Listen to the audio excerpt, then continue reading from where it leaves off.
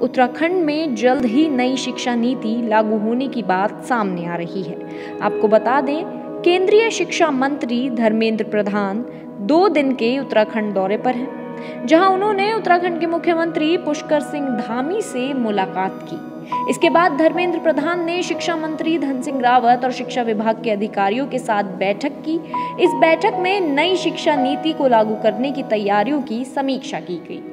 बता दें, जल्द ही उत्तराखंड में केंद्र सरकार नई एजुकेशन पॉलिसी लागू कर सकती है। देश के कई राज्यों में पहले ही नई शिक्षा नीति लागू हो चुकी है और अब उत्तराखंड में भी जल्द नई शिक्षा नीति लागू करने की तैयारियां की जा रही हैं।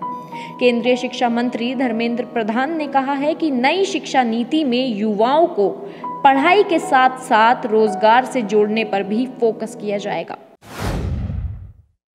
मैं आज हमारे अधिकारी मित्रों को, विशेष करके शिक्षा विभाग की अधिकारियों को, आपने राष्ट्रीय शिक्षा नीति को अगर थोड़ा अध्ययन किया होगा, उसमें एक विषय प्रमुखता से है, भारत की नौजवानों को पढ़ाई के साथ कमाई की भी व्यवस्था, रोजगार आधारित शिक्षा की एक मूलभूत नई व्यवस्था रचना की जा रही है, जिसके बारे में आपने उल्लेख किया।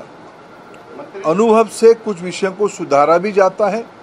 मैंने जैसे आज एक प्रारंभिक काम उत्तराखंड की मित्रों को दिया है कि अप्रैल मई में, जून में मैं फिर आऊँगा, अप्रैल मई में उसकी रचना बन जाए।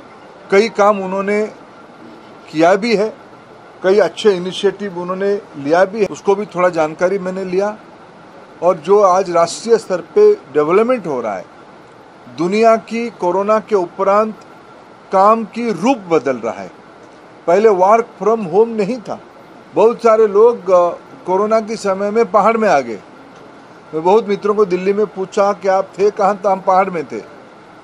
तो शायद हम आने वाले दिनों में रचना ऐसे बनानी पड़ेगी, ढांचा को ऐसे ठीक करना पड़ेगा कि मैंने जैसे कहा कि हम शायद जो मिलकर कल्पना कर नहीं पा रहे, ऐसी स्थिति आने वाले दिनों में आएगी।